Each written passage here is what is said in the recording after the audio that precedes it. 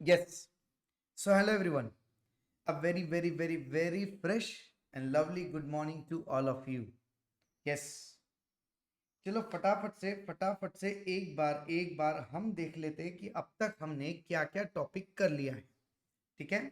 सबसे पहले स्टार्ट किया था हमने introduction of tax, meaning of the word tax. उसमें section number 265, sorry article number 265 जो कॉन्स्टिट्यूशन में लीगल वैलिडिटी देता है टैक्स लेवी और कलेक्ट करने का। इसमें हमने ये समझा लॉ यानी क्या होता है, सर अथॉरिटी किसे दी जाती है, कैसे कैसे दी जाती है। After that we have studied the thorough understanding of GST. Sir GST का टाइमलाइन क्या था, आया कैसे, क्या क्या है, क्यों आया, क्या हुआ, ये सारी चीजें एंड आफ्टर दैट डेफिनेशंस हमने देखी थी कि सर जीएसटी में ना हर चैप्टर के सामने डेफिनेशंस अलग से दे रखी है और हमने हर चैप्टर की डेफिनेशंस को एक जगह ला के रख दिया है। तो सारी डेफिनेशंस हमने एक साथ स्टडी की थी। आफ्टर दैट हमने स्टार्ट किया था सप्लाई, सेक्शन नंबर 7 सप्लाई पूरा पढ़ा सर। उसमें सप्लाई का मतलब, सप्लाई में क्या नहीं आता, सर नोटिफिकेशन से कौन कौन सी सप्लाईज को एक्सक्लूड किया गया है। इसके अलावा सर हमने शेड्यूल 1 देखा, शेड्यूल 2 देखा, शेड्यूल 3 देखा, फिर देखा section number 8 composite and mix supply.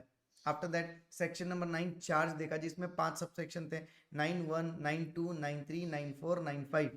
और इसी को अगर मैं बोलूँ आईजीएसटी एक्ट में, तो आईजीएसटी एक्ट के हिसाब से होगा 5(1), 5(2), 5(3), 5(4), 5(5). और हमने इसमें 9(3) के अंदर सर्विसेज की बहुत बड़ी रिवर्स चार्ज की लिस्ट पड़ी थी। यस, आपको याद होगा था काफी सर्विसेज थी जिसमें रेसिपिएंट टैक्स पे करेगा। फिर इसके बाद सर हमने देखा section number 10 composition scheme. Yes, पूरा हमने पढ़ा स्मॉल टैक्स पेयर को कैसे कंपोजिशन स्कीम में बेनिफिट होता है, एक्सेट्रा एक्सेट्रा। आफ्टर दैट हमने पढ़ा था section number 11 exemptions, sector wise पढ़ा था। यस, पूरा sector wise, agricultural sector, service के केस में बोल रहा हूँ, एग्रीकल्चरल सेक्टर, फिर education institutions, after that health care, passenger transport, goods transport, legal services, entertainment, charitable religious trust, ऐसे काफ़ी चीज़ें हमने पढ़ी।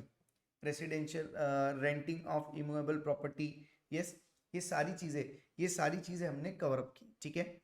एग्जामिशन होने के बाद हमने पढ़ा sir TOS, time of supply, section number 12 और 13। 12 for goods, 13 for services. Forward charge, reverse charge, voucher वाला केस है ना, आइडेंटिफाइबल है या नहीं है, या फिर एडिशन इन अमाउंट, ये सारी चीज़ें हमने देखी थी कि टीओएस क्या फिक्स करे। ये हो गया सर। फिर आया था section number 15 value of supply. क्या आया था, वैल्यू ऑफ सप्लाई। वहां पे हमने ये देखा था कि हम किसी भी ट्रांजैक्शन का वैल्यू ऑफ सप्लाई कैसे निकाले जिसके ऊपर टैक्स रेट लग के हमें जीएसटी लाइबिलिटी मालूम पड़ेगी। तो ये चीज हमने देखी थी। उसमें हमने देखा था सेक्शन नंबर 15(1) होता है ट्रांजैक्शन वैल्यू, 15(2) होता है इंक्लूजन्स जिसमें आता है 15(2)A, 15(2)B, 15(2)C, 15(2)D, 15(2)E and after that 15(3)A और 15(3)B। ये दो सारी चीजें। सर इसके बाद में हमने देखा था आईजीएसटी एक्ट के सेक्शन नंबर 10 और 12 प्लेस ऑफ सप्लाई, जिसमें हमने हमने सेक्शन नंबर 10 में देखे थे कुछ clauses, clause A, B, C, C, A, D, E। और सर इसके बाद में हमने 12 में बहुत सारे क्लॉजेस देखे थे from 2 to 13, 14, from clause 2 to 14। ठीक है, सब सेक्शन 2 to 14।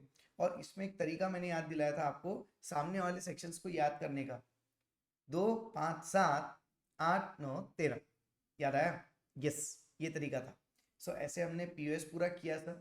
पीओएस करने के बाद आए आईटीसी की बारी। सेक्शन नंबर 16 बताता है एलिजिबिलिटी कंडीशंस और टाइम लिमिट्स के बारे में, जिसमें हमने देखा 16(1) में एलिजिबिलिटी, 16(2) में कंडीशंस थी, 16(3) डेप्रिसिएशन की बात करता है, 4, 5, 6 टाइम लिमिट की बात करते हैं। और time limit different different cases में हम क्या कंसिडर करें ये हमने देखा था। फिर हमने 17(5) देखा था ब्लॉक रेट्स, जिसमें from clause A to I think GHI ऐसे कुछ क्लॉजेस है आगे तक के, पूरा सारे क्लॉजेस हमने देखे थे। इसके अलावा हमने सेक्शन नंबर 18 देखा था रिवर्सल ऑफ क्रेडिट। ठीक है, अवेलमेंट और reversal in both the cases, किस केस में सर क्या होगा, ये हमने देखा था। एंड आफ्टर दैट आज हम देखने जा रहे हैं tax invoice, credit and debit note. बेटा 5 मिनट लगा मुझे सारे सेक्शंस को फटाफट से टाइटल के हिसाब से रिवाइज करने को, 5 मिनट लगा। आपको 10 मिनट लगेगा और क्या होगा, बट 10 मिनट में आपका कितना रिवीजन होता है ये देखो। बात समझ में आई? चलो बढ़ते हैं आगे, बढ़ते हैं आगे। Now heading towards tax invoice credit and debit note. Tax invoice credit and debit note. Sir आपने अगर कोई बड़े व्यापारी से अगर गुड्स खरीदे होंगे या कोई बड़े सर्विस प्रोवाइडर से सर्विसेज ली होगी ना, कभी भी ली होगी। या सबसे बेस्ट एग्जांपल दे देता हूँ, जब आप IRCTC के ऊपर ट्रेन का टिकट बुक करते हो तो एक इनवॉइस जनरेट होता है। तो एक इनवॉइस जनरेट होता है। इनवॉइस में मैं 2 चीजें बताऊंगा, एक तो नॉर्मल टैक्स इनवॉइस और दूसरा ई इनवॉइस। पहले बात करते हैं नॉर्मल के बारे में। सर नॉर्मल टैक्स इनवॉइस कुछ इस तरह से दिखता है, ये देखो, ये रहा आपका नॉर्मल टैक्स इनवॉइस। सर ये नॉर्मल टैक्स इनवॉइस कुछ इस तरह से दिखता है, बात समझ में, इस तरह से दिखता है। अब ये नॉर्मल टैक्स इनवॉइस में मैंने एक एक चीज की आपको डिटेल दे रखी कि क्या क्या आता है। Name address GSTN of the supplier आता है। अगर रिसिपिएंट रजिस्टर्ड है तो उसका भी पूरा डिटेल आएगा, name address GSTN UN of the recipient, ठीक है। HSN कोड आता है। HSN कोड के बारे में मैंने इंट्रोडक्शन चैप्टर में बताया था। यस HSN कोड आता है सर, ये देखो यहाँ पे देखो, सप्लायर का पूरा डिटेल, रिसिपिएंट का पूरा डिटेल, ये आ गया HSN कोड। यहाँ पे गुड्स का पूरा डिस्क्रिप्शन आ गया, सर्विसेज गुड्स जो भी होगी उसका डिस्क्रिप्शन आ गया। आफ्टर दैट कितनी क्वांटिटी ली है, यस यूनिक कोड, फिर क्वांटिटी कितनी ली है वो आ गया। After that rate, quantity into rate, आपको वैल्यू मालूम पड़ जाएगा आफ्टर डिस्काउंट, ठीक है। Taxable value, value of supply. HSN code के बारे में जब बात करते हैं तो ये चीज़ ध्यान रखना, अगर आपका aggregate turnover preceding financial year में 5 करोड़ या उससे कम है तो B2B वाले सप्लाई में HSN कोड होगा 4 डिजिट का। B2C वाले सप्लाई में ऑप्शनल होता है 4 डिजिट का HSN कोड। लेकिन 5 करोड़ के ऊपर है तो चाहे B2B हो या B2C हो, कंपल्सरीली 6 डिजिट का HSN कोड होगा। बात समझ में? सो ये चीज़ है सर।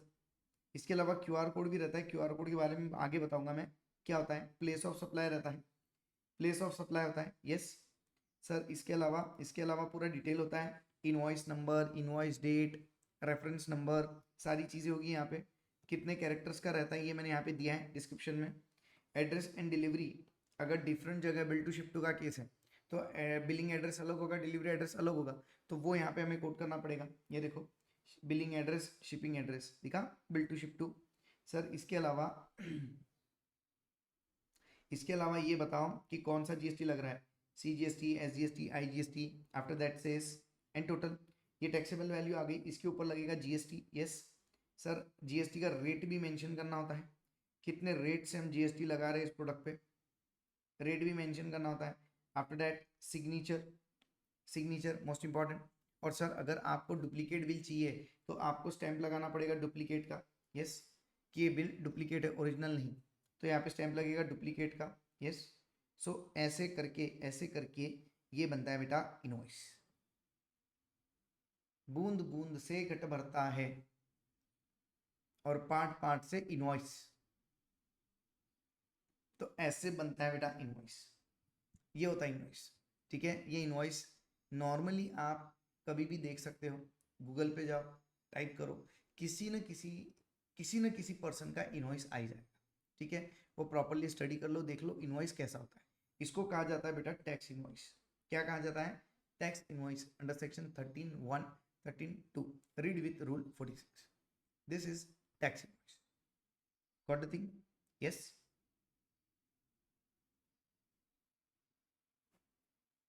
बढ़े आगे, यस बढ़े आगे, समझ में आई बात?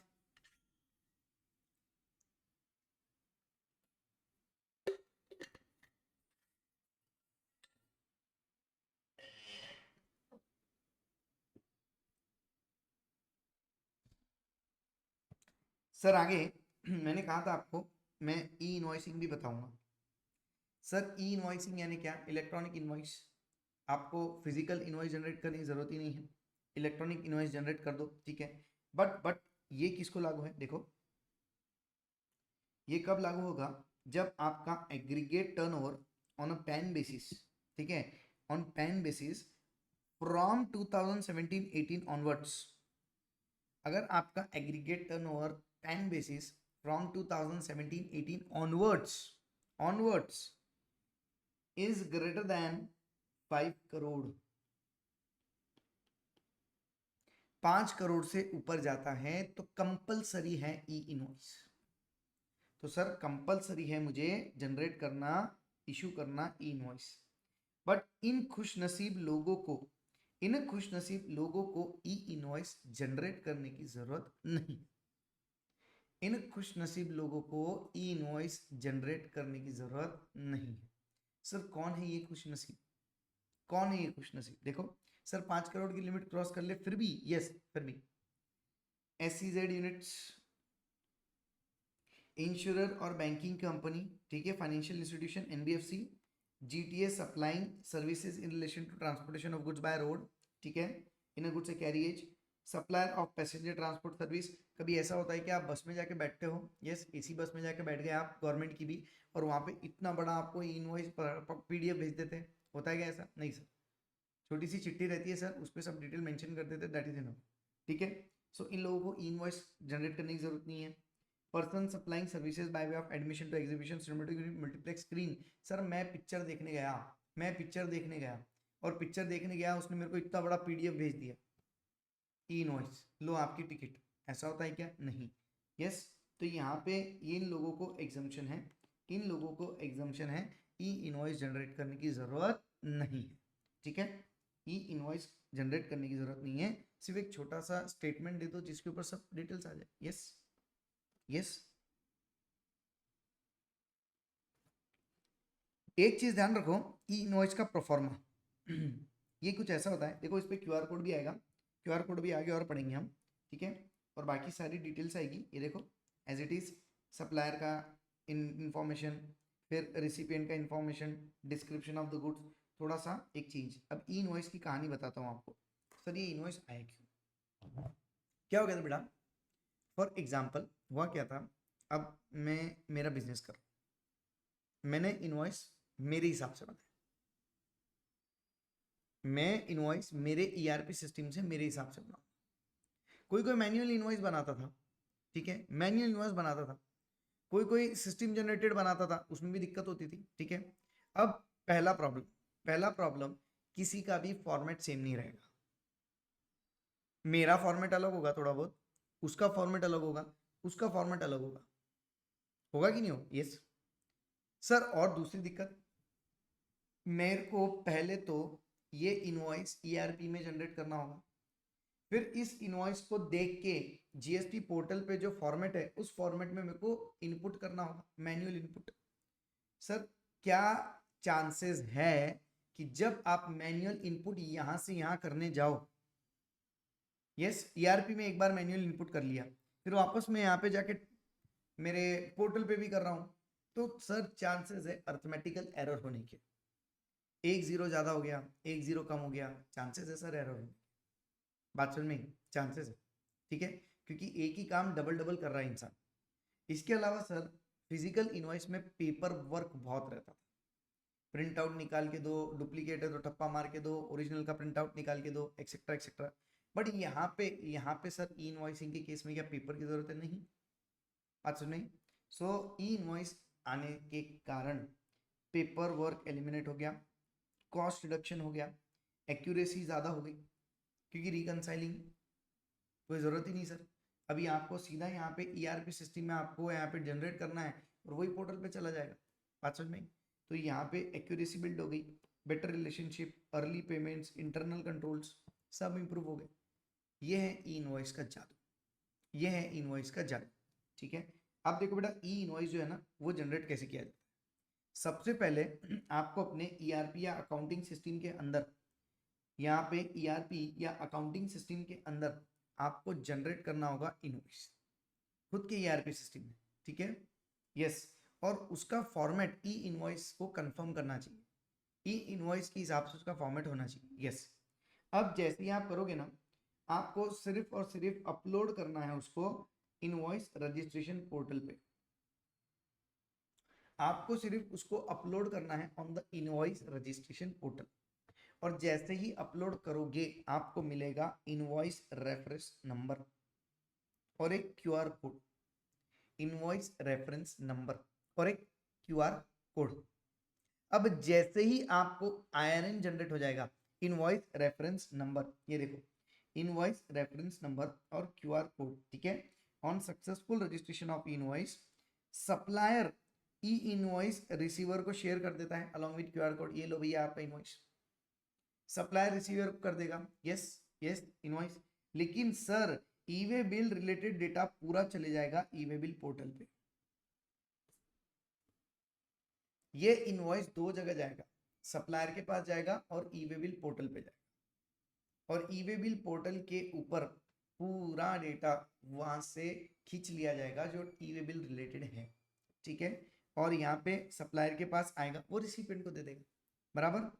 अब जब डेटा ई वे बिल पोर्टल पे जाता है ना, तो ई वे बिल पोर्टल के साथ साथ जीएसटी पोर्टल उसको रिटर्न्स में भी यूज करता है। अब आपको मैनुअल टाइपिंग की जरूरत नहीं है। एक बार आपने अपने अकाउंटिंग सिस्टम के ऊपर ई इनवॉइस जनरेट कर लिया, उसको अपलोड कर दिया ना, तो ये डेटा डायरेक्टली सीधा पूरा आपके रिटर्न्स के सेक्शन में भी चला जाएगा, सीधा ऑटोमेटिकली ऑटो पॉपुलेट हो जाएगा, ठीक है। जीएसटीआर 1 ऑटो पॉपुलेट हो जाएगा, सप्लायर को चेक करना, सबमिट करना, बात समझ में। और जीएसटीआर 2A भी अपने आप ही जनरेट हो जाएगा, ठीक है, ऑफ रिस्पेक्टिव रिसीवर्स, ठीक है, बात समझ में। यस, देखा कितना फटाफट काम हो गया। एक बार इनवॉइस को अपलोड कर दो, अपने आप डेटा वो खींच लेंगे और आपको सीधा जीएसटीआर 1 जनरेट करके दे देंगे कि ये है भाई, सबमिट कर ले, 2 है ये है भाई, कंफर्म कर दे, ऐसा, ठीक है। और अब एक चीज ध्यान रखना सर, अब इंसान है तो गलती होना निश्चित है। सर मान लो मैंने इनवॉइस में कुछ गलती से मिस्टेक कर दी, गलती से मिस्टेक हो गई, सर अब जब हो गई तो क्या करूं? We needed the seller can cancel IRN, आप आईआरएन कैंसिल कर सकते हो, आप आईआरएन कैंसिल कर सकते हो for an e invoice already reported by reporting it to IRP, यानी इनवॉइस रजिस्ट्रेशन पोर्टल पे जाके आईआरएन को कैंसिल कर दो। लेकिन amendment of e-invoice already uploaded on IRP will be done only on GST portal। बात समझ में? आपको अगर उस बिल को अमेंड करना है, अपडेट करना है, तो आईआरएन पे, आईआरपी पे पॉसिबल नहीं है, आईआरपी पे जाके उसको कैंसिल ही करना पड़ेगा। लेकिन अमेंडमेंट करना है ना अगर, तो आपको फिर जीएसटी पोर्टल पे जाके ही अमेंड करना पड़ेगा। बात समझ में? यस, जीएसटी पोर्टल पे जाके ही उसको अमेंड करना पड़ेगा। यहां बात क्लियर हुई क्या? यस बोलो, फटाफट से बोलो, क्या यहां बात आपको क्लियर हुई? यस। तो ये होता है बेटा इनवॉइस के अंदर, इनवॉइस के केस में ये होता है। Now after that coming towards QR code. QR code sir इस पे तो पूरा जिंदगी चल रहा है अभी तो हमारा, कहीं पे भी जाते कुछ भाई क्यूआर देना, मनी से भाई क्यूआर देना, तेरे को पैसे भेजना, पैसे भी ना क्यूआर देना, क्यूआर कोड। अब जानो क्यूआर कोड होता क्या है, ठीक है। क्विक रिस्पॉन्स कोड, ठीक है। क्विक रिस्पॉन्स कोड जीएसटी में क्या रोल प्ले करता है? The QR code will have an unique IRN which can be verified on the central portal as well as by the offline app by the officer, ठीक है। This will be helpful for tax officers checking the invoice offline on the roadside where internet may not be available at the time। Sir QR code को जब मैं scan करूंगा ना, उसमें उसका IRN है और आईआरएन डायरेक्टली हमें ले जाएगा उसके पूरा ई इनवॉइस पे। तो होगा क्या सर, जब कभी tax officer road side e-way bill का कंसेप्ट पता है ना, उसमें होता है, अभी पढ़ाएंगे हम ईवे बिल भी। सर ईवे बिल में ऐसा ही कंसेप्ट होता है कि ऑफिसर आपकी गाड़ी रोकेगा, भाई दिखा क्या है गाड़ी में, मेरे को बताओ, ये बताओ ई इनवॉइस बताओ, अरे ई इनवॉइस तो हमारे पास है नहीं, क्यूआर कोड दे दो हम स्कैन कर लेंगे। क्यूआर कोड दे दिया, स्कैन किया, आईआरएन जनरेट हो गया, आईआरएन जनरेट हो गया, उस पर क्लिक करो, क्लिक करो सीधा ई इनवॉइस पे चल जाओ। पूरा डिटेल आपको मिल जाएगा ऑफलाइन मोड में भी कि ये कौन है सप्लायर, कौन है रिसिपिएंट, गुड्स क्या है, कहाँ जा रहे हैं, HSN कोड क्या है, टैक्स क्या। देखो ये डिटेल्स पूरी QR कोड में रहती है, ये डिटेल्स पूरी QR कोड में रहती है। सप्लायर का GSTN, रेसिपिएंट का GSTN, invoice number, generation of invoice का date, invoice value, taxable value और gross tax, number of line items, HSN code, ठीक है, unique reference number, date of generation of IRN, ठीक है। सो ये सारी चीज़ें जो है ना, ये सारी चीज़ें आ जाती है QR कोड में, ये सारी चीज़ें आ जाती हैं QR कोड, ठीक है। अब देखो एक कंसेप्ट है डायनामिक QR कोड, ठीक है। वो किसको कंपलसरी है, जिसका 2017-18 के बाद प्रीसीडिंग फाइनेंशियल ईयर में, ठीक है, aggregate turnover pan basis 500 crore के ऊपर है, 500 करोड़ के ऊपर है, उन लोगों को डायनामिक QR कोड कंपलसरी। बात समझ में? तो यहाँ पे सारे B2C इनवॉइसेज है ना, जो सारे B2C इनवॉइसेज है ना, उस केस में यहाँ पे डायनामिक QR कोड कंपलसरी रहेगा इन केस आपका एग्रीगेट टर्नओवर 500 करोड़ के ऊपर जाता है प्रीसीडिंग फाइनेंशियल ईयर में। तो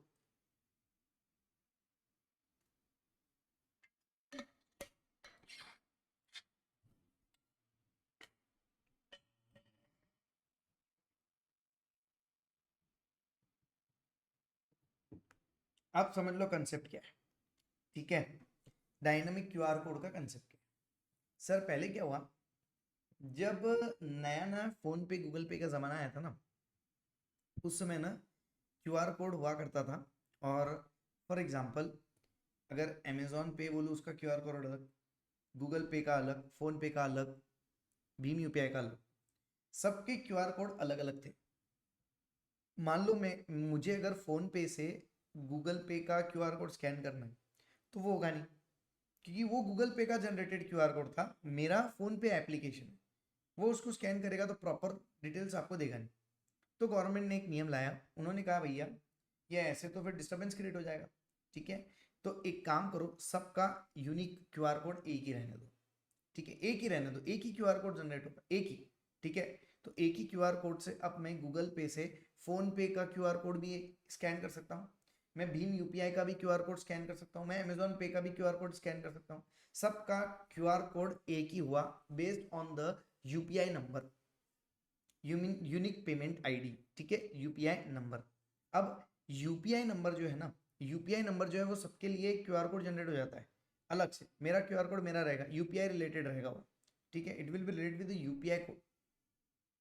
अब हुआ ऐसा कि धीरे धीरे धीरे धीरे देखो जमाना कितना बदल गया।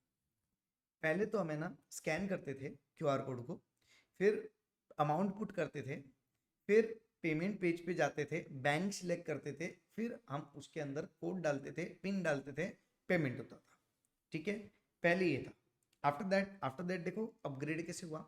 आफ्टर दैट ये अपग्रेड हुआ कि आपको है ना पिनलेस हो गया कभी कभी स्मॉल ट्रांजेक्शन के लिए, ठीक है, कि पिन डालने की जरूरत नहीं है, वैलेट है, UPI लाइट है से, या फिर फोन पे लाइट है, उसमें डाल दो पैसा हो जाएगा। अब उसके बाद में अभी जो नया नया जमाना चल रहा है ना, वो किस चीज का चल रहा है पिछले 2-3 सालों से सर? अब हम कहीं पे अगर बड़े ऑर्गेनाइजेशन में, मान लो डीमार्ट, सर डीमार्ट में मैं शॉपिंग करने गया, वहां से अच्छे से मैंने ग्रोसरी खरीदी, मैं ग्रोसरीज लेके आया, लेके आने के बाद में पेमेंट काउंटर पे वो स्कैन किया, उसने बिल जनरेट किया, फिर वो पूछता है सर पेमेंट कैसे करोगे, कैश या ऑनलाइन?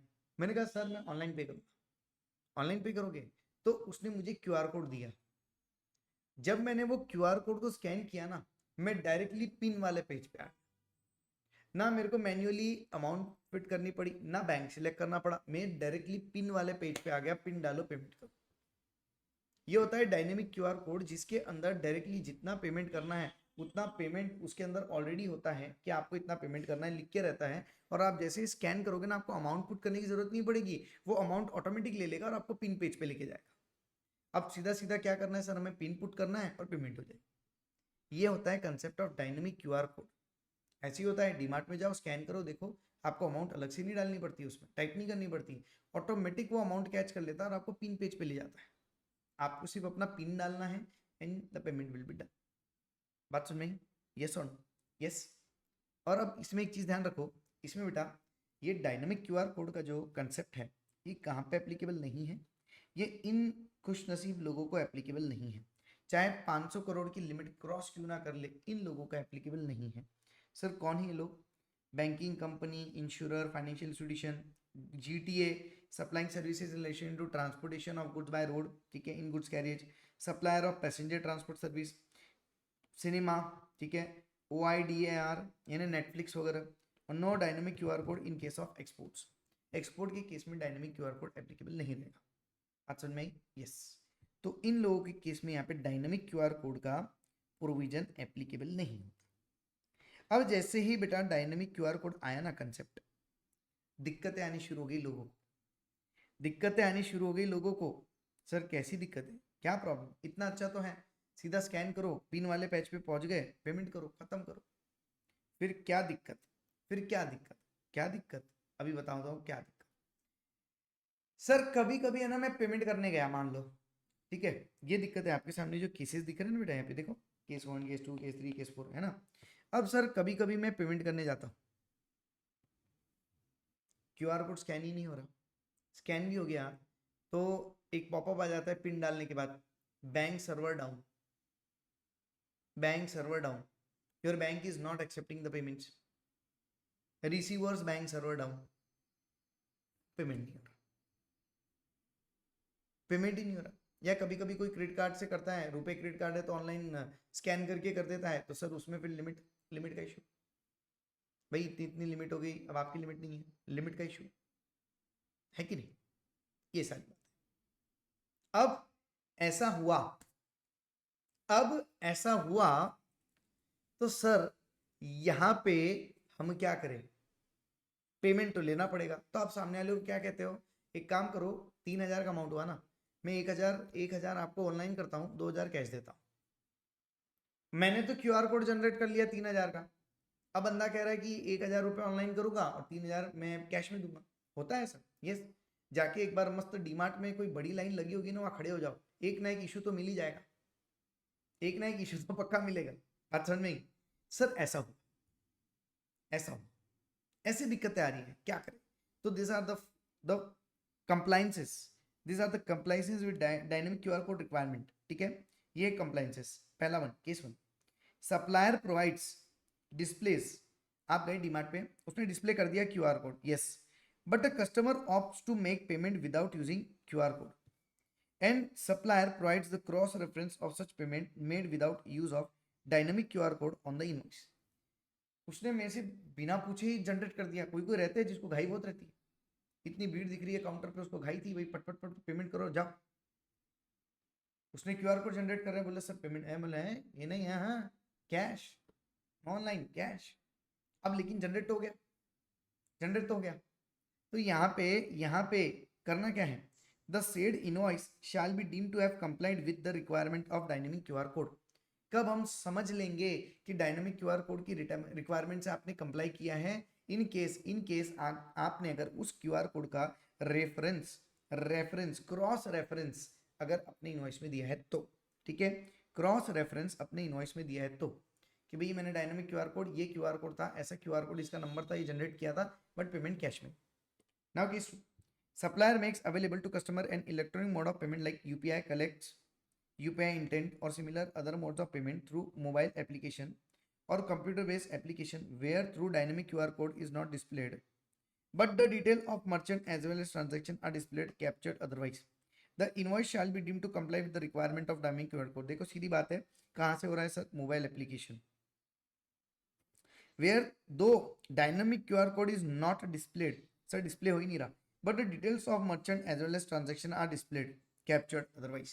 सर कभी कभी क्या होता है, मैं यूपीआई से स्कैन करता हूँ, मैं यूपीआई से स्कैन करता हूँ और जैसे ही स्कैन करता हूँ ना, वो मर्चेंट का नाम आ जाता है, सीधा सीधा उसकी डिटेल आ जाती है कि इसका यूपीआई नंबर ये है, इसका फोन पे गूगल पे नंबर ये है, ये मर्चेंट का ऐसा ऐसा नाम। बात समझ में? तो अगर आपने ऐसा भी क्यूआर कोड जनरेट कर दिया कि जैसे स्कैन करते बराबर आपका नाम आ जाए, आपकी डिटेल्स आ जाए, तो भी हम ये समझेंगे कि आपने डायनेमिक क्यूआर कोड की प्रोविजंस के साथ में कंप्लाई कर लिया है, ठीक है। Now in case of prepaid invoices that is payment has been made before issuance of the invoice, sir ऐसा भी होता है ना बड़े बड़े होलसेल डिस्ट्रीब्यूटर ट्रांजैक्शंस में कि सर यहाँ पे क्या होता है, यहाँ पे ना प्री पेमेंट हो जाता है, इनवॉइस अभी इशू नहीं हुआ, ये एडवांस मिल गई।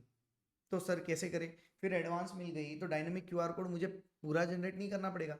अगर आप प्रॉपरली क्रॉस रेफरेंस दे दो कि इतना इतना अमाउंट पहले ऑलरेडी आ चुका है और बैलेंस ही डायनेमिक क्यूआर कोड से दे रहा है, तो भी हम मान लेंगे कि आपने कंप्लाई कर लिया, ठीक है। बट क्रॉस रेफरेंस जरूरी है।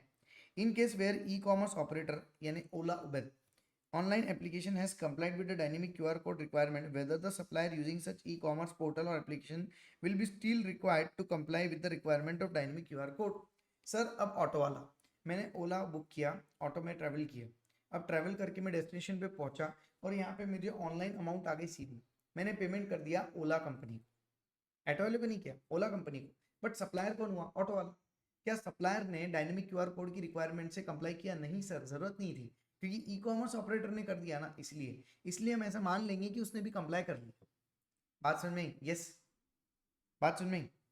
अब आ गया केस भाई, in case of retail sales over the counter, ठीक है, DMart, payment from the customer is received on the payment counter by displaying dynamic QR code on digital display, whereas invoice along with the invoice number is generated on the processing system being used by the supplier merchant after receiving the payment.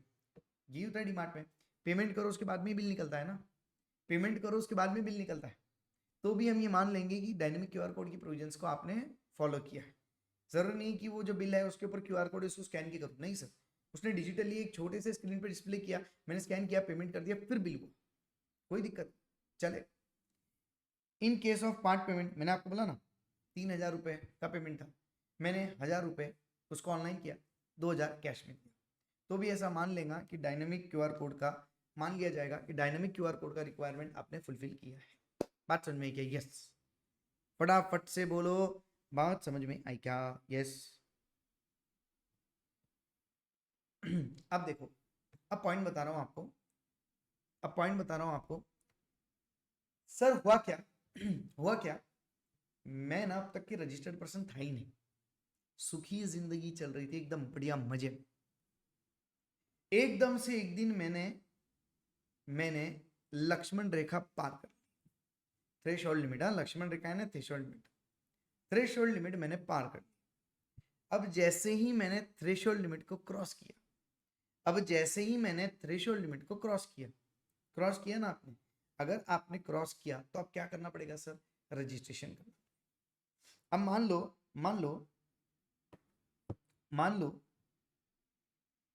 एक बारी का मान लो 20 जनवरी को मैंने threshold limit cross की, yes, यहां पे मैंने क्रॉस किया,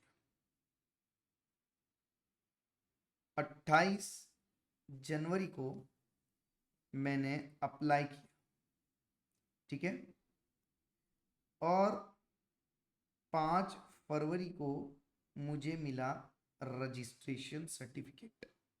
टाइमलाइन देखो ना, टाइमलाइन 20 जनवरी को क्रॉस किया, 28 को अप्लाई किया और 5 फरवरी को रजिस्ट्रेशन सर्टिफिकेट मिला। सर ये थी हमारी टाइमलाइन। अब एक चीज बताओ, जिस दिन से आप लाइबल फॉर रजिस्ट्रेशन हो गए, क्या उस दिन से आपको जीएसटी के टैक्स प्रोविजंस एप्लीकेबल हो गए? यस। जैसे ही 20 जनवरी को मैं लाइबल फॉर रजिस्ट्रेशन हो गया, मैंने लक्ष्मण रेखा क्रॉस करी, मैं लाइबल फॉर रजिस्ट्रेशन हो गया, उस तारीख से अब मुझे आउटवर्ड सप्लाई पे टैक्स पे करना होगा, बिल्कुल करना होगा। और मैं मेरा टेम्पररी रेफरेंस नंबर यूज करके करूंगा सर, क्योंकि जीएसटी नंबर मेरे पास अभी तक आया नहीं है। जीएसटी नंबर कब आएगा सर? 5 फरवरी को आया ना जीएसटी नंबर, जब रजिस्ट्रेशन सर्टिफिकेट मिलेगा तब जीएसटी नंबर आएगा। सो क्या मैंने 20 जनवरी से लेके तो 5 फरवरी सप्लाईज नहीं किए होंगे? किए होंगे सर, पक्का किए होंगे। और सप्लाई किया होगा तो क्या मैंने आउटवर्ड टैक्स पे नहीं किया होगा? सोचो, बिल्कुल किया होगा सर, कोई इशू नहीं।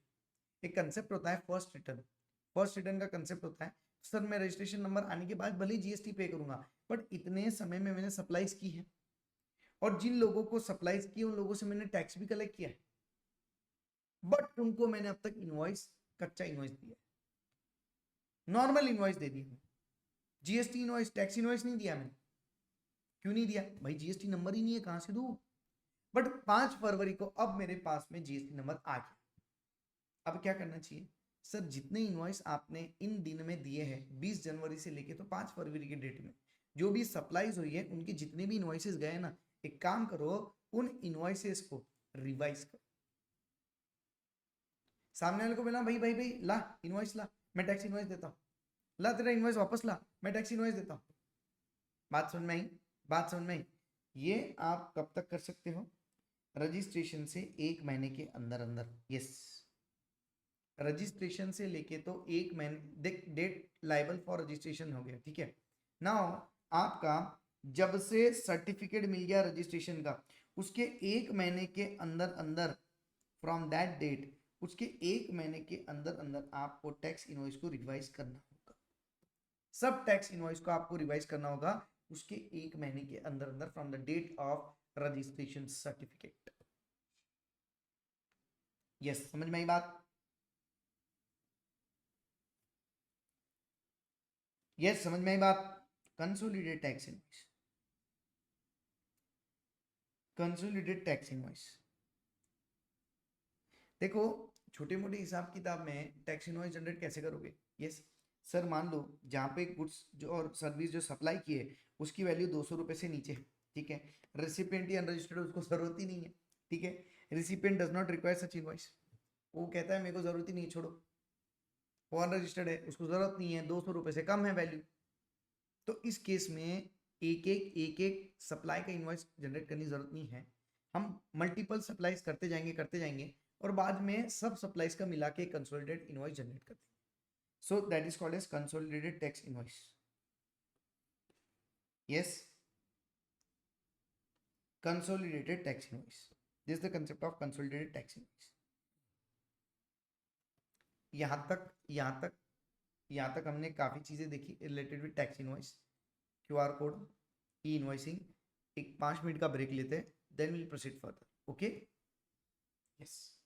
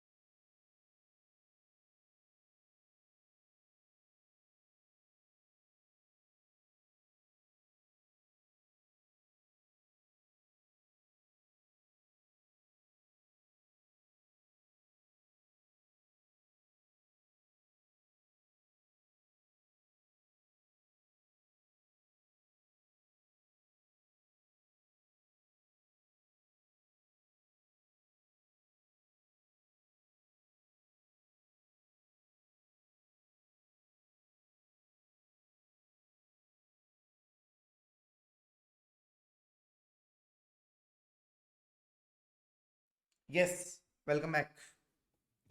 श्योर, स्टार्ट करते हैं वापस से। सर अब आगे एक एक अलग अलग प्रकार के इनवॉइस को देख लो, एक एक अलग अलग प्रकार के इनवॉइसेस को देख लो।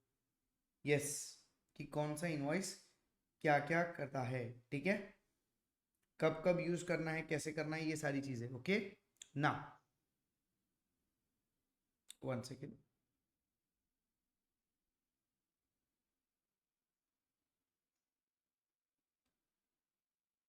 यस अब देखो बेटा, अलग अलग प्रकार के टैक्स पेइंग डॉक्यूमेंट होते हैं। यस, अलग अलग प्रकार के टैक्स पेइंग डॉक्यूमेंट होते हैं।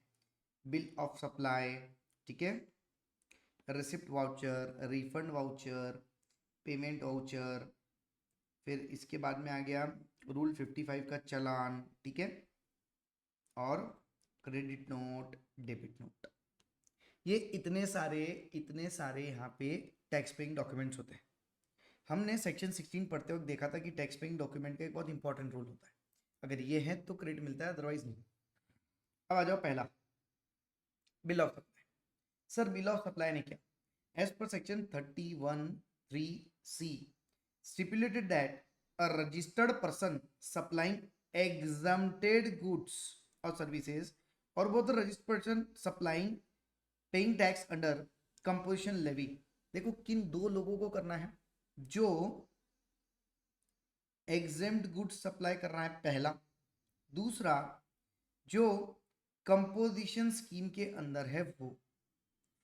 पहला जो एग्जेम्प्टेड गुड्स और सर्विसेज का सप्लाई कर रहा है, दूसरा जो कंपोजिशन में टैक्स पे कर रहा है वो। इन लोगों को compulsory bill of supply issue करना पड़ेगा। इनको टैक्स इनवॉइस नहीं देना है, इनको टैक्स इनवॉइस नहीं देना है, इनको बिल ऑफ सप्लाई देना है, इनको बिल ऑफ सप्लाई इशू करना है। बात समझ में आई? इन सप्लायर्स को बिल ऑफ सप्लाई इशू करना है। ये हो गया पहला। दूसरा कंसेप्ट है receipt voucher.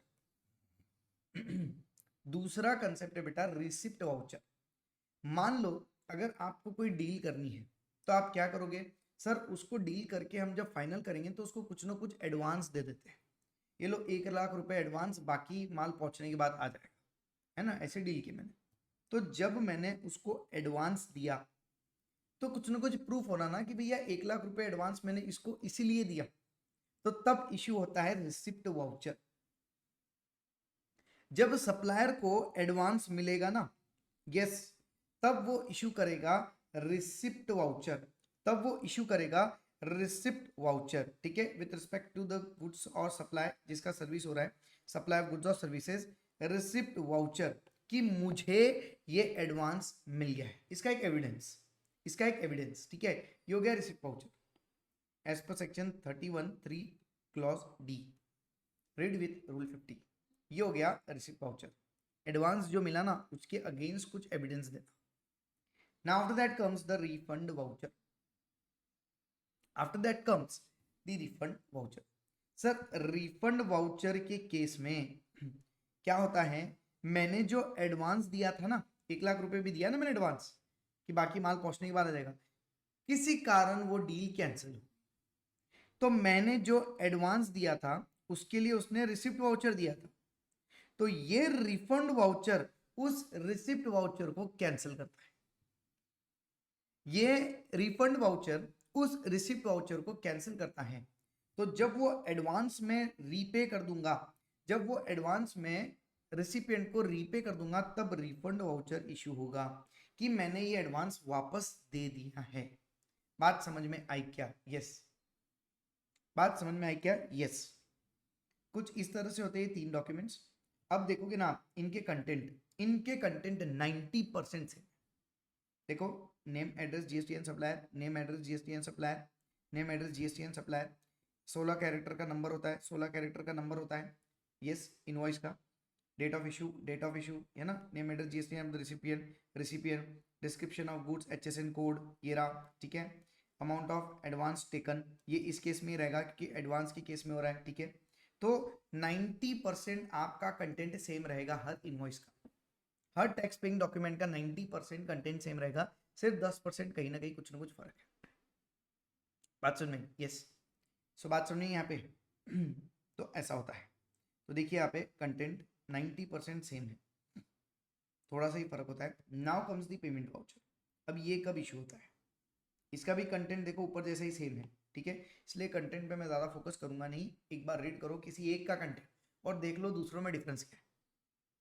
Now coming towards the receipt, कौन सा बेटा, पेमेंट वाउचर। होता क्या है सर, मैंने रिवर्स चार्ज के केस में कुछ इनवर्ट सर्विसेज ली।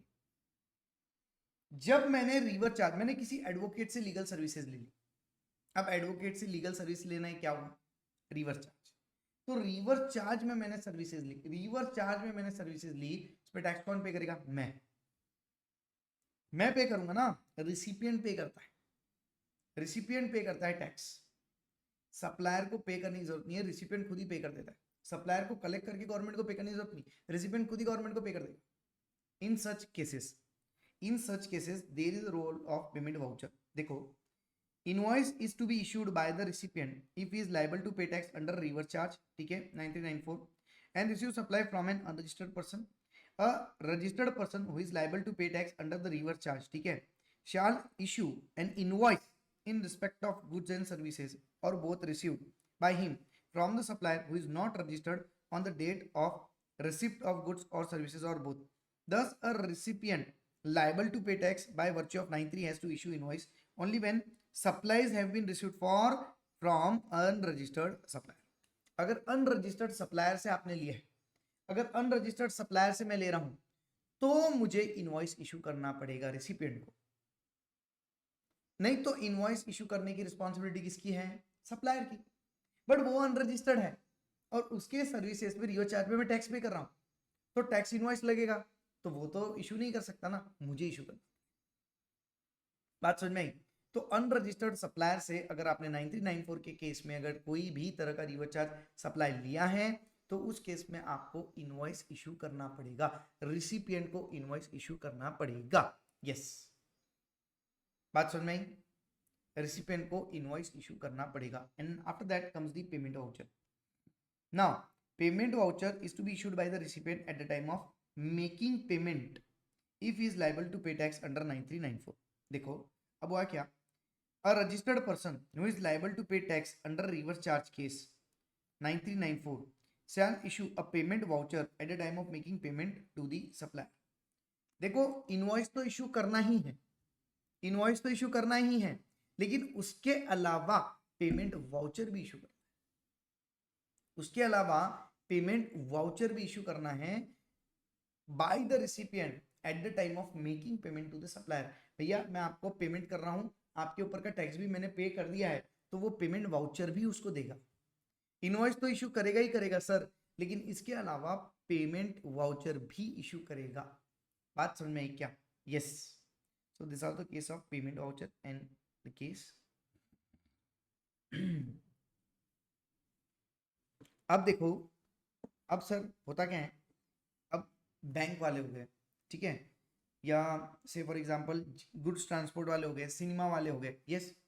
अब ये लोग मोस्टली है ना 90% सर्विस सप्लाई करते हैं एक अनरजिस्टर्ड पर्सन को। Point number 1। सर दूसरा, ये यहां पे इन चीजों के अंदर ट्रांजैक्शन बहुत मल्टीपल होते हैं सर, एक दिन के लाखों ट्रांजैक्शन हो जाते हैं यहाँ पे। तो लाखों ट्रांजैक्शन के लिए इनवॉइस इशू करना इनके लिए बहुत भारी प्रोसीजर हो जाएगा। तो यहाँ पे इन लोगों को इनवॉइस इशू करने की रिक्वायरमेंट से हम थोड़ा बाहर करते हैं। किस रिस्पेक्ट में बाहर करते हैं कि आप लोग जरूरी नहीं है कि इनवॉइस में जितनी डिटेल दी उतनी पूरी करो, सिर्फ जो जो मैंडेटरी इंफॉर्मेशन है वो आपके इनवॉइस में होनी चाहिए, बाकी इंफॉर्मेशन ऑप्शनल होगी। करना है तो करो डिस्क्लोज, नहीं करना है तो मत करो। बट ये रही mandatory information in each and every case. So ये सारी इंफॉर्मेशन आपकी इनवॉइस में होनी चाहिए, बाकी इंफॉर्मेशन नहीं रही ना तो भी चलेगा, बट ये मैंडेटरी इंफॉर्मेशन होनी चाहिए। इस रिस्पेक्ट में उनको बाहर किया कि बस मैंडेटरी इंफॉर्मेशन दे दो, पूरी मत दो, कोई दिक्कत नहीं, मैंडेटरी इंफॉर्मेशन दे दो, हमारा काम चल जाए। बात समझ में आई? Yes. So this is all about this type of persons, ठीक है। पढ़ लेना, ठीक है। ऑलरेडी ये इन्फॉर्मेशन हम ऊपर डिस्कस कर चुके हैं, तो ये पढ़ लेना, आपका हो जाएगा। Now comes the new concept of delivery challan. अब देखो, पहली बात तो डिलीवरी चालान इशू कब होती है, ठीक है, किस केस में, ठीक है, किस केस में होती है सर, यहाँ पे where at the time of removal of goods for transportation goods can be removed on delivery challan, invoice may be issued, they are provided the following table, ठीक है, after delivery। सर कब होगा? supply of liquid gas where the quantity at the time of removal from the place of business of supplier is not known। Natural gas का, liquid gas का, sorry liquid gas का supply हो रहा है जब हमें क्वांटिटी पता ही नहीं है eight the time of removal. Eight the time of removal हमें क्वांटिटी पता ही नहीं है कि लिक्विड गैस का सप्लाई कितना है, कितना क्वांटिटी लिक्विड गैस का सप्लाई करते हो हमें पता ही नहीं है, उस केस में डिलीवरी चालान। नेक्स्ट दूसरा, transportation of goods for reason other than by way of supply, ठीक है, ये कब होता है सर? मान लो मैंने रॉ मटेरियल है ना जॉब वर्कर को भेजा, अब जॉब वर्कर क्या करेगा सर? उसको फिनिश गुड बना के आपको वापस भेजेगा। क्या मैं जॉब वर्कर को सप्लाई कर रहा हूँ? नहीं। क्या जॉब वर्कर इन रिटर्न मुझे कुछ सप्लाई कर रहा है इन गुड्स का? नहीं, वो तो सर्विस सप्लाई कर रहा है सर, उसका चार्ज अलग लेगा। बट ये जो रॉ मटेरियल मैं भेज रहा हूँ ये गुड्स है, ये रॉ मटेरियल उसकी जगह पे गए तो ये सप्लाई नहीं हुआ सर। इसके अलावा वो फिनिश गुड्स वापस मेरे पास आ रहे, ये भी सप्लाई नहीं हुआ। सो क्या मैंने ट्रांसपोर्टेशन गुड्स का किया, क्या मैंने ट्रांसपोर्टेशन ऑफ गुड्स किया other than reason for supply? Supply के अलावा मैंने ट्रांसपोर्टेशन ऑफ गुड्स किया? यस किया। सप्लाई के अलावा मैंने ट्रांसपोर्टेशन ऑफ गुड्स किया, तो जब किया ना तो डिलीवरी चालान इश्यू होगी, डिलीवरी चालान इश्यू होगी। और डिलीवरी चालान में ट्रिप्लिकेट होती है, एक कॉपी कंसाइनी के पास, कंसाइनर के पास और ट्रांसपोर्टर के पास। ओरिजिनल कंसाइनी के पास रहेगा, ठीक है, और ईवे बिल भी डिक्लेयर्ड रहेगा, ठीक है। जो डिलीवरी चालान में रहेगा वो ही same to same e way bill में रहेगा, ठीक है। यस,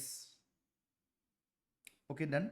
आफ्टर दैट सर देखो इसमें क्या होगा, एक तो डिलीवरी चालान का सीरियल नंबर होता है 16 कैरेक्टर्स का, ठीक है। कब इश्यू होता है? Eight the time of removal goods for transportation in one और मल्टीपल सीरीज, या तो आप इंस्टॉलमेंट में भेज रहे हो तो इंस्टॉलमेंट में भी होगा। यस, पर्टिकुलर्स क्या क्या रहेंगे, क्या क्या रहेगा डिलीवरी चालान में? Date, number of the delivery चालान, name, address, GSTN of the consignor, ठीक है। सर यहाँ पे सप्लायर क्यों नहीं बोला? अरे भाई सप्लाई हो ही नहीं रहा ना, कैसे बोलेंगे? यहाँ पे तो कंसाइनर कंसाइन ही हुआ ना, मैं भेज रहा हूँ वो काम करके देगा।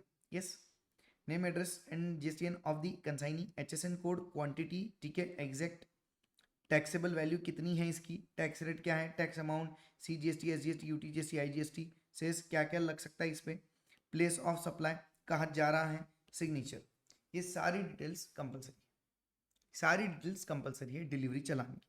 सो डिलीवरी चालान कब इशू होता है?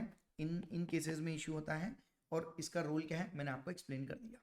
Now there is another concept of SKD CKD conditions in batches और lot. Sir SKD CKD conditions क्या होते हैं? सर मान लो मैंने है ना अमेजोन फ्लिपकार्ट से ऑर्डर किया, एक मशीनरी ऑर्डर की, ठीक है, वो मशीनरी डिसमेंटल होके आई है, वो मशीनरी डिसमेंटल होके आई है, अब मुझे उसको फिक्स करना है, बराबर। अमेजोन फ्लिपकार्ट से वो मशीनरी ऐसी पूरी बन के नहीं आएगी, वो डिसमेंटल पार्ट्स में आएंगी, मुझे उसे असेंबल करना है, ठीक है। अब असेंबल होगा ना सर दो तरीके से होगा, या तो पूरा ही डिसमेंटल है, आपको पूरा बनाना पड़ेगा, या सिर्फ आपको स्क्रू ड्राइवर लेके उनके पार्ट्स को ज्वाइन करना है, वो बन जाएगा। अगर मुझे पूरा पूरा बनाना पड़ेगा ना तो उसको कहते हैं कंप्लीटली नॉकडाउन गुड्स। और अगर मुझे सिर्फ स्क्रू ड्राइवर लेके सिर्फ स्क्रू कसना है और वो चीज अपने आप बन जाएगी, उसको कहते हैं semi knockdown goods. Completely knockdown goods और सेमी नॉकडाउन गुड्स। अगर अगर अगर मैं बात करता हूं एक विंड मिल की, पवन चक्की, विंड मिल पता है ना? यस। अब मुझे बताइए क्या उस विंड मिल को ऐसे पूरा असेंबल करके ट्रक पे ट्रांसपोर्टेशन कर पाएंगे क्या? नहीं सर, पॉसिबल ही नहीं। कितनी बड़ी होती है, ट्रक पे रखोगे आएगी नहीं, होगा ही नहीं सर। उसको आपको है ना स्पेयर पार्ट्स को पार्ट्स में इंस्टॉलमेंट्स में ट्रांसपोर्ट करना पड़ेगा। पवन चक्की के अगर 3 पंखे हैं, फैंस, विंड मिल के 3 पंखे हैं, तो एक पंखा एक ट्रक में जाएगा, दूसरा पंखा दूसरे ट्रक में जाएगा, तीसरा पंखा तीसरे ट्रक में जाएगा, उसका मोटर अलग से जाएगा, उसका बेस अलग से जाएगा, उसके जो स्क्रू से फॉर एग्जांपल जो टूल्स है वो अलग से जाएगी, रिग्स एंड टूल्स अलग अलग जाएंगी ना सर। पहली ट्रक निकली सर एक पंखा लेके, अब बताओ उस केस में क्या होगा। अब ये पूरा जब लॉट एक एक एक एक ट्रक से निकल रहा है, एक जगह जाएगा, असेंबल होगा, फिर बनेगा, तब कुछ बात होगी। बट जब मेरे फैक्ट्री से निकल रहा है, ये एज अ स्पेयर निकल रहा है, तो मैं क्या करूं? इन दैट केसेस सप्लायर को कंप्लीट इनवॉइस देना होगा before the dispatch of first consignment. पहला पंखा जब निकला ना, तब उसको इनवॉइस दे देना पड़ेगा, तब उसको इनवॉइस दे देना पड़ेगा, जनरेट करो इनवॉइस दे दो। जब दूसरा पंखा आएगा, तीसरा पंखा आएगा, मोटर आएगी, रिग्स एंड टूल्स आ रहे हैं, स्टैंड आ रहे हैं, तो उस केस में आप डिलीवरी चालान इशू करो। इन दी सब्सिक्वेंट कंसाइनमेंट आप डिलीवरी चालान इशू करो, पहले कंसाइनमेंट में इनवॉइस दे दो, बस पहले कंसाइनमेंट में आप इनवॉइस दे दो, उसके बाद में भले ही हर कंसाइनमेंट में डिलीवरी चालान आया तो चलेगा, कोई इशू नहीं है। बात समझ में आई क्या? यस। लेकिन हर डिलीवरी चालान के साथ सर्टिफाइड कॉपी होना चाहिए इनवॉइस का, सर्टिफाइड कॉपी होना चाहिए इनवॉइस का, ठीक है?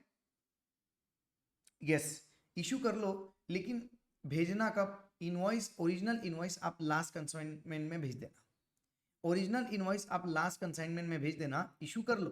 पहला कंसाइनमेंट जाने वाला उसके पहले इशू कर लो, फिर जैसे ही कंसाइनमेंट जाएगा तो आप एक सर्टिफाइड कॉपी भेजो, फिर सब्सिक्वेंट में डिलीवरी चालान प्लस सर्टिफाइड कॉपी भेजो, और लास्ट में ओरिजिनल भेज दो, ठीक है? ये होगा in that cases. Yes, in that cases. और कहाँ कहाँ कंपलसरी होता है delivery challan? On cases of supply and approval basis and art works, ठीक है? इन केसेस में भी डिलीवरी चालान आपको जनरेट करना पड़ता है। यस, ई वे बिल के साथ साथ। Now credit note, debit note. Now credit note, debit note, concept समझ लो पहले, कंसेप्ट समझ लो पहले। सर मान लो हुआ ऐसा कि मैं ना मैंने क्या किया, गुड्स मंगाए, अब गुड्स आ गए, बिल पे लिखा है 10 किलो, बिल पे लिखा है 10 किलो, ठीक है? बट मैंने जब उसको तोला, मापा, वे किया, तो उसका वेट आया 8 किलो। सीधा सप्लायर को फोन किया, अरे भाई क्या लगा रखा है ये, बिल पे 10 किलो और आया 8 किलो। सप्लायर बोलेंगे अरे सॉरी सॉरी सॉरी भाई, गलती हो गई, वो थोड़ा मिस्टेक हो गया, बिल के अंदर मिस्टेक हो गया। लेकिन प्रॉब्लम ये हो गई सर, एक बार जो तीर कमान से छूट गई वो वापस नहीं आती। हमने हमने इनवॉइस जनरेट किया है, इनवॉइस का सारा डिटेल जीएसटी पोर्टल पे चला गया। अब मैं तो चलो रिसिपिएंट को दे दूंगा 8 किलो का इनवॉइस बना के, बट पोर्टल पे कैसे रिवाइज करूं? पोर्टल पे भी तो रिवाइज करना पड़ेगा ना। यस, पोर्टल पे ऐसे थोड़ी रिवाइज होगा कि उसको कैंसिल करो रिवाइज करो, नहीं, इतने इनवॉइसेस बार बार कहाँ कैंसिल करोगे? तो इससे अच्छा एक काम करो, जब आपको ओरिजिनल इनवॉइस में से वैल्यू रिड्यूस करना है, कम करना है, C4 कम, तब C4 क्रेडिट नोट इशू करो। जब सप्लायर को जो इनवॉइस भेजा है उस इनवॉइस में वैल्यू कम करनी है, 2 किलो के हिसाब से वैल्यू भी तो कम होगी, टैक्स भी कम होगा, तो जब वैल्यू कम करनी है, रिड्यूस करनी है, उस समय क्रेडिट नोट इशू करो, उस समय क्रेडिट नोट इशू करो। हो सकता है ना कुछ क्लरिकल मिस्टेक हो गई, एक इरोनस मिस्टेक हो गई, या वैल्यू कुछ गलत हो गई है ना, डिक्लेयर्ड हो गई हाई टैक्स रेट ज्यादा की लगा दी, कुछ भी हो सकता है ना इनवॉइस में। कुछ भी ऐसा हो सकता है जिसमें आपको देखने से लगे यार इसने तो ज्यादा कर दिया, टैक्स रेट ज्यादा लगा दी, इतनी होती नहीं है सर, इसने तो 2 किलो कम भेजा है, यहाँ पे बिल के अंदर ज्यादा बता दिया है ना। तो बिल के अंदर आपने अगर ज्यादा बता दिया, tax value, tax rate, value, erroneous, anything anything anything में भी, तो उस केस में आपको उस इनवॉइस का वैल्यू आप कम करना है, रिड्यूस करना है। तो जब आपकी टैक्स लाइबिलिटी रिड्यूस होगी, सप्लायर टैक्स लाइबिलिटी रिड्यूस करेगा उस इनवॉइस के अंदर, तो उस केस में इशू होगा क्रेडिट नोट। बात समझ में आई क्या? यस। और एक चीज ध्यान रखना, सेकेंडरी डिस्काउंट्स के केस में क्रेडिट नोट इशू नहीं होता, ठीक है, क्योंकि उसका वैल्यू ऑफ सप्लाई में से हम डिस्काउंट वैल्यू माइनस करते नहीं है इसलिए। यस और एक चीज, क्रेडिट नोट जो इशू करता है shall declare the details in the return for the month during which such credit note has been issued but not later than. इसका भी टाइम लिमिट है। आपने जो क्रेडिट नोट इशू किया है ना, वो जो मंथ में रिटर्न जाएगा उस रिटर्न के अंदर आपको डिक्लेयर करना होता है, तब जाके आपके पोर्टल पे टैक्स रेट कम, टैक्स अमाउंट कम हो जाएगी, लाइबिलिटी कम हो जाएगी, ठीक है। लेकिन वो कब तक डिटेल आप डिस्क्लोज कर सकते हो? 30 नवंबर या date of filing of annual return whichever is earlier. I think section 16(4)(5)(6) में भी हमने यही देखा था, ठीक है, ये था। अब डेबिट नोट, मान लो इसका उल्टा कर लो। सर उल्टा है क्या? अब आपका जो बिल है, इनवॉइस है, उसमें वैल्यू कम है बट फिजिकल रिसिप्ट ज्यादा हुआ है। लिखा है 6 किलो, आपको मिला है 9 किलो, फिजिकल ज्यादा है। सर फिर टैक्स लाइबिलिटी बढ़ेगी, एडिशन होगा, टैक्स लाइबिलिटी बढ़ेगी, एडिशन होगा ना। तो जब एडिशन करना है तो कैसे करोगे उसको correct? Issuing the debit note. Value of tax liability आपको कम करना है तो क्रेडिट नोट, टैक्स लाइबिलिटी बढ़ाना है तो डेबिट नोट। और बाकी provision same as it is, बाकी provision same as it is. बात समझ में आई क्या? यस बोलो फटाफट। क्या सभी को बात समझ में आई क्या? यस बोलो फटाफट।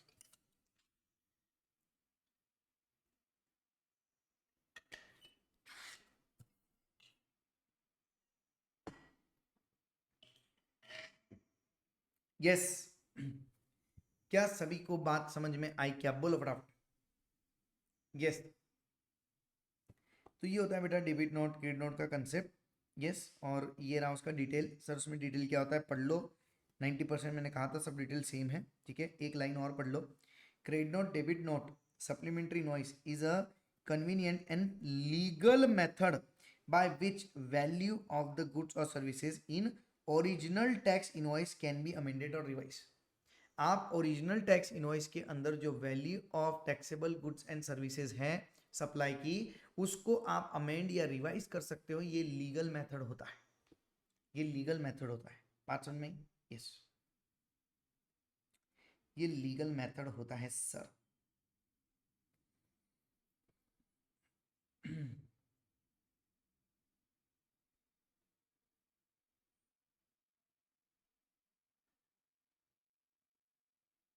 Yes majorly invoice related legal question ही आते हैं ज़्यादातर। डेबिट नोट क्रेडिट नोट वाला जैसा हो गया, या फॉर एग्जांपल इनवॉइस इशू नहीं हुआ या इनवॉइस आपका खो गया, तब कैसे आप उसको आईटीसी क्लेम करोगे। तो इनवॉइस रिलेटेड जो क्वेश्चन है था वो काफ़ी ऐसे मतलब कम ही है वेटेज में, बट कंसेप्ट बहुत अच्छा है प्रैक्टिकल वे में नॉलेज रखने के लिए।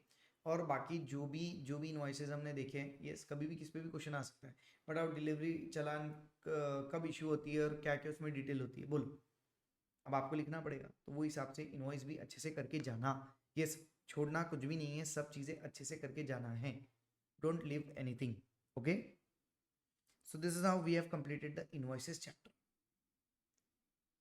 एक और चैप्टर हो गया इनवॉइस, एक और चैप्टर हो गया इनवॉइस। अब बताओ आगे बढ़ा जाए क्या? नेक्स्ट चैप्टर की ओर चले? यस रुका जाए? चलो ठीक है, आपके लिए कोई इशू नहीं। इनवॉइस हमने कंप्लीट किया है, एक बार सेल्फ रीडिंग करो, अच्छे से पढ़ो, इसके क्वेश्चन सॉल्व करो। अब नेक्स्ट लेक्चर में हम शुरू करेंगे ई वे बिल, ठीक है।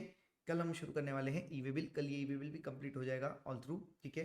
I think this is also will be around 1 hour का रहेगा, ई वे बिल भी ज़्यादा बड़ा नहीं रहेगा, ठीक है। सो ई वे बिल कंप्लीट करके हम स्टॉप कर देंगे, ओके। यस सो यहाँ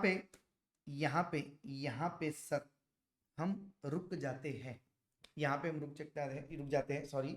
और मिलते हैं आपको नेक्स्ट लेक्चर में विद ई वे बिल।